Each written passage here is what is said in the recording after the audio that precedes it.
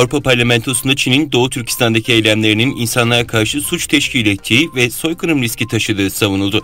Avrupa Parlamentosu'nun Strasbourg'da toplanan genel kurul oturumunda geçen ayın sonunda Çin'in Doğu Türkistan'daki polis raporlarından basına sızdırılan dosya ve fotoğraflarla ilgili hazırlanan karar tasarısı görüşüldü.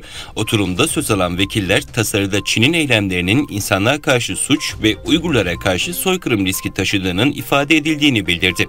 Vekiller AB ve üye ülkelere vahşeti sona erdirmek ve işlenen suçların sorumluluğunu sağlamak için Birleşmiş Milletler Soykırım Sözleşmesi uyarınca gerekli tüm adımları atma çağrısı yaptı. Konuyla ilgili açıklama yapan Doğu Türkistan Kültür ve Enformasyon Merkezi Etik Eski Başkanı Abdülcelil Karakaş, Avrupa Parlamentosu'nun kararını memnuniyetle karşıladığını dile getirdi ve emeği geçen herkese teşekkür ederim dedi. Karakaş, 27 üyesi olan Avrupa Parlamentosu'nun bu kararın diasporadaki tüm Doğu Türkistanlıların ve teşkilatların çabalarının bir sonucu olduğunu vurguladı ve adalet bir gün tecelli edecek ve tüm dünya Çin'in soykırım ve insanlığa karşı suçlarından hesap soracak dedi.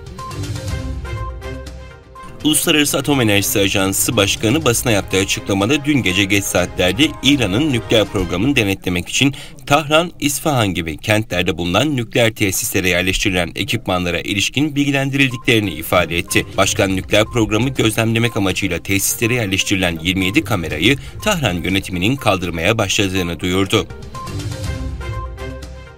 Türkmenistan Devlet Başkanı Hazar Denizi'nden başkent Aşgabat'a taşınmak üzere tatlı su üretimi için talimat verdi.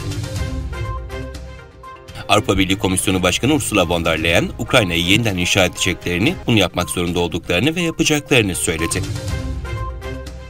Ermenistan'ın başkenti Erivan'ı ziyaret eden Rusya Dışişleri Bakanı Sergey Lavrov ve Ermenistan Dışişleri Bakanı görüşmelerinin ardından basın toplantısı düzenledi. Lavrov, Türkiye ve Ermenistan arasındaki ilişkilerin normalleşmesi sürecinin memnuniyetle karşıladıklarını dile getirdi.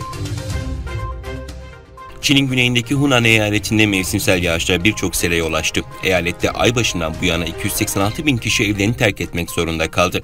Aşırı yağışlar nedeniyle 10 kişi hayatını kaybetti, 3 kişinin kayıp durumda olduğu açıklandı.